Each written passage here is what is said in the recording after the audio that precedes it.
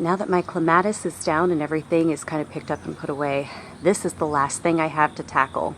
And they are not my bushes, they are obviously my neighbors. I used to have an elderly neighbor that lived there, and once a year she hired a lawn care service that would come and just cut all of this stuff back. But she went into assisted living and they've since sold the house, and the new owners have done absolutely nothing to maintain any of this. So I always have to be the one to cut it back, at least the part that's hanging over my fence. I really just want to take hedge trimmers and cut the entire thing all the way down to the top of the fence. And I really don't know that they would care, but I don't need to make new neighbors mad. But I think I'm going to wait until next week to tackle this, because next week the temperatures are going to be back into the 70s. So if I come out here on my lunch break and do it, I'm not going to roast in the sun trying to work on it. But this is definitely the next project on my list.